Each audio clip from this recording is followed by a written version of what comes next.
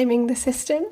That's the podcast where three intersectional feminists take a look at gaming through a feminist lens. And today I am Alex, we've got Jem, and also Matt as well. And today we are going to be discussing something which I thought about as a topic idea just before Christmas, really, but we've finally got around to actually getting some questions down and thinking, right, let's do it as an episode. And I wanted to talk about witches in gaming and the character of the witch in the gaming world, which I think is hopefully going to be a very interesting listen. So I guess the best place to start is to talk about the witches in games that we know about or that we find most memorable. So it's quite a fun question to start off with. I've got quite a long list of witches, or at least witches that I think of in the broad term, that I could give as examples. But I think I'm going to start with Jem. Do you have any witches that you've seen in games that you particularly remember?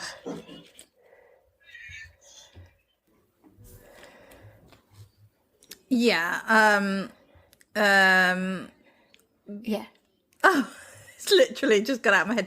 Bayonetta is obviously one of the more memorable witches, and it's even more for me because I've just been playing an origin game from Bayonetta. Well, I haven't. My daughter's been playing it, and so she's like a little witch in that, which is quite funny given where she ends up. But it's much more cutesy.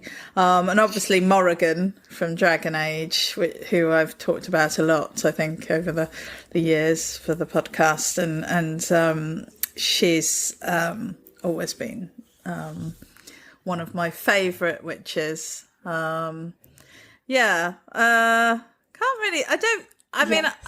sure that as you mention them, I'm going to be like, oh yeah. But I think it's interesting because it's a type of character that I am, quite intrigued by and interested by. And they do tip up in many games in various sort of like roles. But yeah, those are the ones that do you have any sort of like appeal to me the most. So. Yes. Yeah, so like half of my list is just the witches from The Witcher. There's dozens of witches of The Witcher, all of whom are just incredibly saucy. And it seems to be that's there's magic and then there's sauciness, which are the two core pillars of most witch characters. So they can be good characters, but they, for the most part, they're quite saucy. Like Morrigan, for example, stands out because she's got the saucy outfit, but the way she behaves is very, very fun because she's just like, ugh, at everything. Ugh, can't be bothered with this. And one that made a smaller role that made an impact on me was in Dragon Age 2. There's an elf sorceress called Meryl, and I don't remember much about her character, but she was very compelling for some reason. There was also that she played. Gwen. In Torchwood, what's the main woman's name? The actress. Gwen? Yeah. Beam yeah. So that was her voice acting in it, and so that was a smaller role. There is, of course, Bayonetta, who is naked apart from her hair. Her hair can turn into skin-tight lycra somehow. Then in Elden Ring, there's Rani the Witch and Renala the Queen of Full Moon. Renala has that psycho mother trope who has lost a child and spends their life trying to find ways to resurrect the child in some way or another. But I think the queen of all witches has to be Freya from God of War. She is introduced as the Witch of the Woods.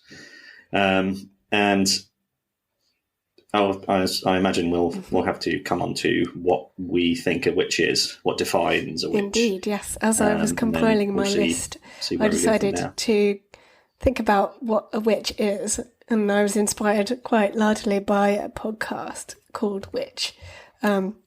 It's available on all good podcast providers, I expect. But it's by a lady called India Rakison, who previously has also done a podcast series on periods and is currently doing another podcast series called Child, all about babies and the first year of life, all of which are incredibly fascinating. But she examined feminism and witches and like portrayal of women as witches and things, and how broad that term can be and what it means to different people, whether it's bad or good. So my list is quite wide-ranging in terms of the games that I've played, that I've seen characters you could technically call witches.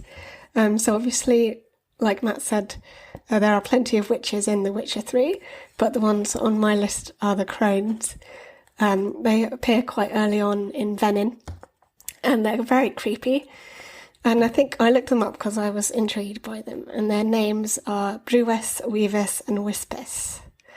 And they've all got Welsh accents. And the two main depictions of them are this picture of them as beautiful young women, as three sisters.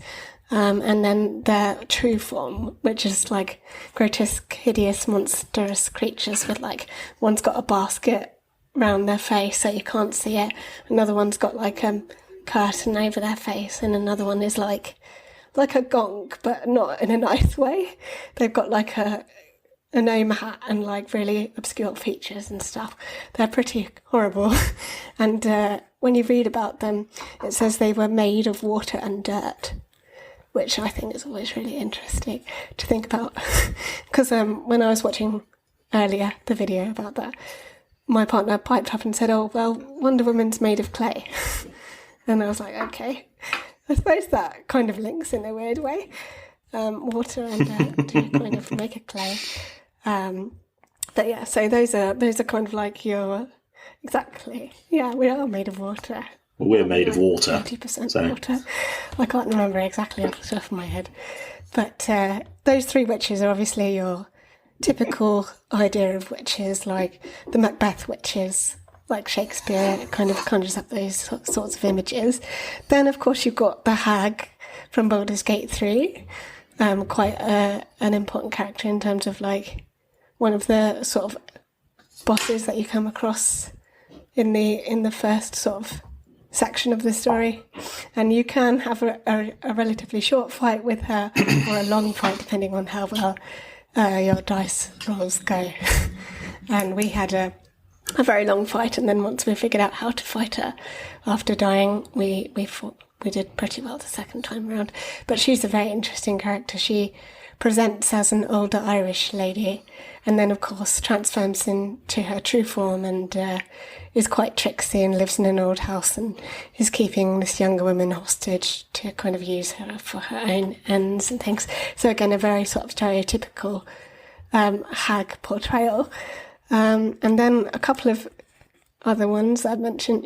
You've mentioned Freya already, Matt, and that's an interesting one because initially we think she's probably someone who's quite sort of, there's no like certainty as to whether she's a good or a bad character at first, because obviously from the side of Kratos you're quite suspicious of her, you're uneasy about trusting her, whereas Atreus is very trusting. And then we go from being an enemy to a friend all the way through God of War. And then in Tomb Raider, there's actually what I would define as a couple of witches.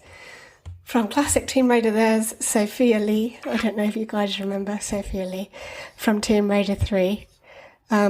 Basically, all of the bosses in Tomb Raider 3 each have one of these lost artifacts that, when combined, give you lots of magic powers and lots of life.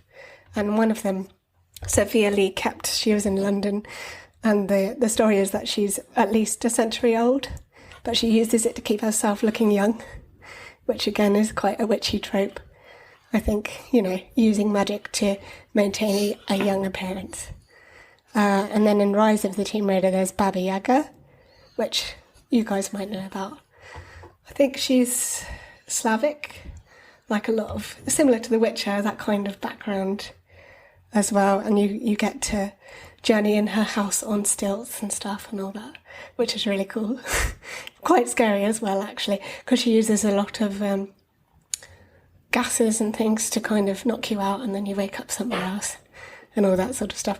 And then one absolutely random addition to my list was from Spyro 3, and that's the Sorceress, who's the dragon lady boss who gets a dragon egg, puts it on the end of her magic wand, and then tries to take over everything, basically, and you have to fight her at the end. So you could argue that she is a witch as she is using magic to gain power and control. But yeah, that's my list of witches. Oh, there is one more actually I've missed. Merrin from Star Wars Jedi Fallen Order and Jedi Survivor.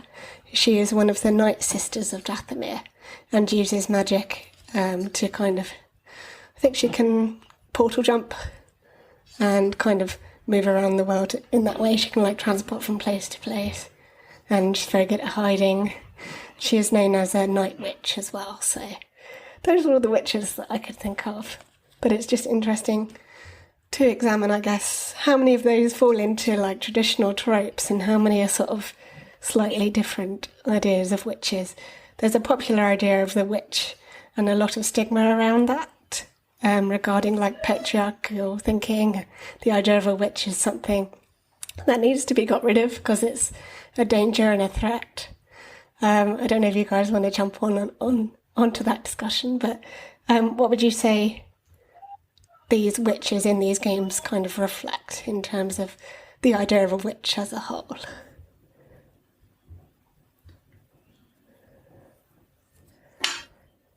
I think they do generally lean towards the sort of cliche idea of a witch as an older woman, as a woman who is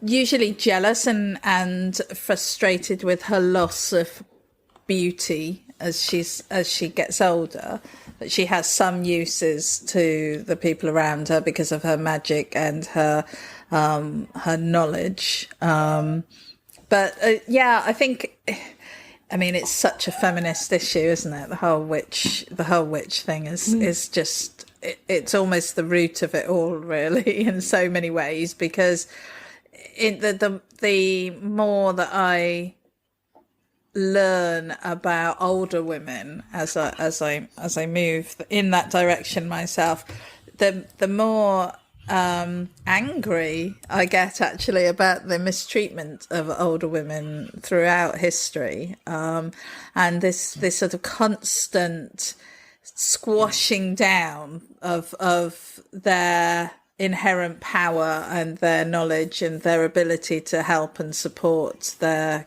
communities. And I think that we have this if we go back to the Inquisition and the horrendous sort of witch trials and things that happened around that era, it all stems back to some guy who wrote a book because he had a hatred of women. It was literally titillating, women hating rubbish. He just made up, and then this whole thing came off the back of it, and killed many people. It wasn't just women, but it was largely women, and ended up in a situation where older women who had knowledge of what herbs could be used to help certain illnesses or ease problems or whatever were being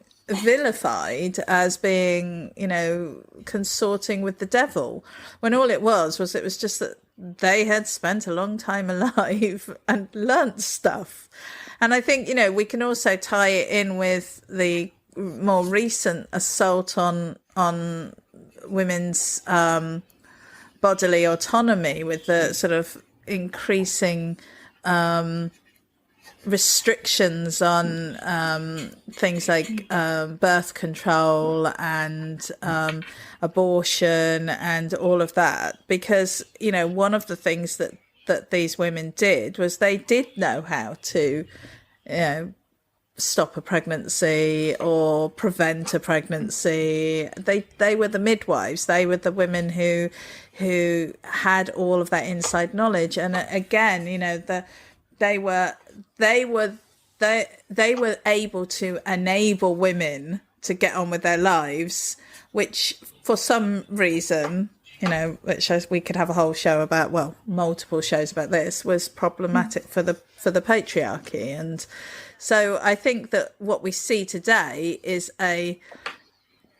too often in the games is just a rehashing of, as you say, this old trope. And even when they give them, a little bit of sass or a little bit of sexiness, it so often comes at the price of oh, well, they're only doing that because, I mean, even Morrigan, I think, is supposed to be very old. And, she's using magic to keep herself looking younger. And I think we see some more about that in Dragon Age 2 than later. But, we see some of her stories there. And yeah, I think throughout history, witches have been a way to say, oh, this old scary lady who, is mostly out to trick you and get you. I think there's definitely thinking about this recently that women, sort of like the only age of women that you see in TV and film and that sort of thing, they're between the ages of 28 and 42. And that stuns me how accurate that is. And how women want, I think probably, and this comes down to a conversation of what a woman is, and anti-trans women seem to think they're defined by the ability to have children. But once a woman reaches a certain age and goes through the menopause, they're not able to have children anymore. That's part of having that part of their life. So at some point, and then once a woman hasn't got, so if you can't get pregnant, you don't have to worry about abortion, and you can't get pregnant, so you don't need to spend the money on tampons and no more pills, and that means that men can they don't have that same control over you, because there isn't the threat of pregnancy, there isn't the threat of bodily autonomy, because if you can't have kids anymore, then those firebrand control mechanisms that they have don't work anymore. And so there does just seem to feel like once a woman has gone through the menopause, they're expendable to society. People just turn and look for, oh, she's aged out, we're going to look at a younger person. And that is reflected in these witch stereotypes, because they're either an evil hag who craves youth and beauty, or they're a sexy temptress who's more often than not selfish and puts themselves first, and manipulative, but it all comes down to power. They have power. Everyone has power. It's just different kinds of power, and women have just as much to offer, if not more. The more they age, as long as you're learning and you're not stagnating, then there's tremendous wisdom to be gained from older people. And it's such a waste of potential storytelling by constricting stories to only have women between the ages of 28 and 42. And the way they get around that is going, oh, they use magic to make themselves look younger. And that's just a thing of how much women's experiences of the world are just completely not respected. But it also isn't it interesting exploited. that they sorry, I was just thinking isn't it interesting how the point that you've just made, how they distill down all this power that these women have into, and what do they use it for? Yeah. They use it to look pretty. You know, they use it to look That's sexy. A really good point, Jem. They feel like more like what? Yeah. The again, because most of the women that we've said that we've the witches that we've talked about are most likely designed by a majority male team of developers, and they constrict themselves with, well, she has to be young and she has to be attractive and she has to be saucy. That's what comes first, rather than a witch is a woman with power, with magical power. That's what it boils down to. And so that could look like anyone or anything.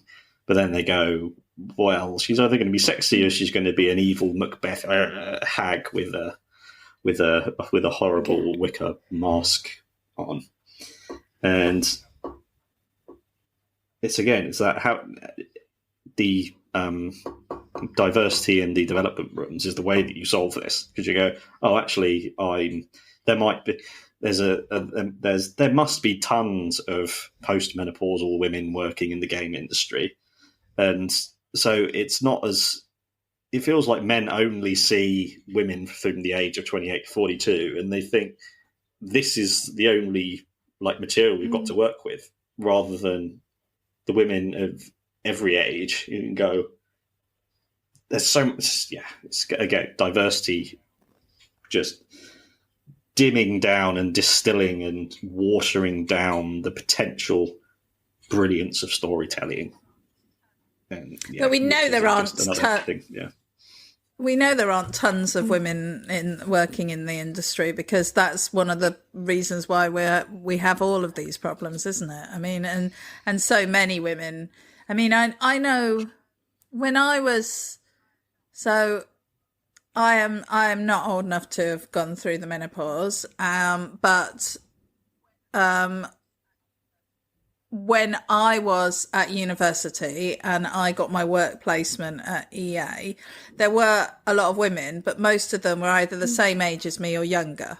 So the vast majority of the women working in those industries now are probably not much older than me, and so are maybe just coming up to that. So it might be interesting to revisit this topic in 10 years' time and see how, if that's moved on, because I think the point that you make is so valid, Matt. You know, that we are coming to a point where there are going to be people who are working in these industries who are having these experiences, and you know, that is gonna, well, one would hope that would reflect in, at least in the discussions that they're having behind the closed doors. And I think one of the problems that we've always talked about is, you know, diversity, lack of diversity, and that causes issues with how these topics are covered. So absolutely, I think it will be interesting to see what happens in a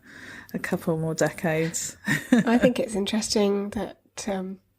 And there's also the perennial I was just problem going to say of about how most of the witches are perceived as like bosses, so they're kind of seen as this idea of something that the protagonist, the good character, has to defeat.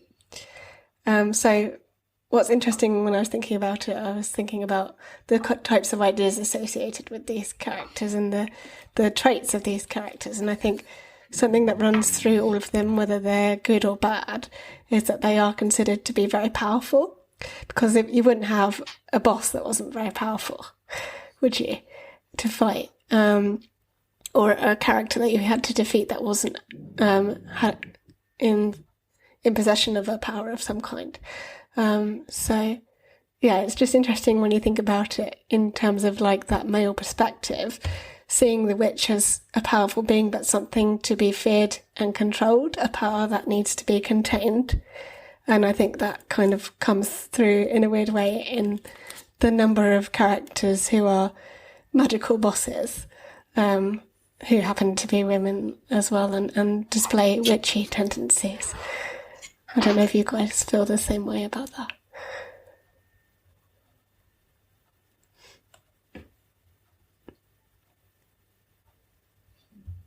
Yeah, the thing of women with power being a threat is, and needing to be sort of muzzled or contained, is just that's another frustrating thing, because it's like with the trope of women are only strong because they've been raped at some point in their life. That's a massive trope in film and TV of going, oh, she's so strong and a badass and wants to kill everyone. Oh, that's because she was raped and then she overcame that and it made her angry. Rather than women just being, oh yeah, she's powerful because she's powerful. Like with every male protagonist, he's powerful because he's cool and strong and awesome. And when they look at women through that lens of dulling it down to, well, she needs to be attractive first, and then we'll go from there. It's not just a bad thing it's not just makes bad stories and makes dull characters. It also hurts the lives of women in the real world, the relationships between people with women, because women are put in this box, and then when someone's in this box, it's very, very hard to think of them as the same as you.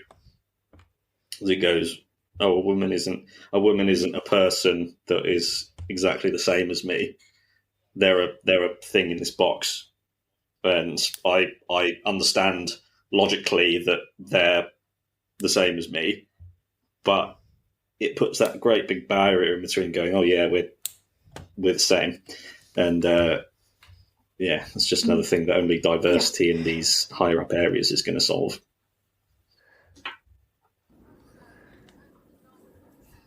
I've long held the belief that due to the fact that women can grow a baby and nurture it and feed it, that this is something that the male side of the species has felt threatened by, that this is a strength, that, you know, this is the thing. People argue about, oh well, you know, men have to go to war.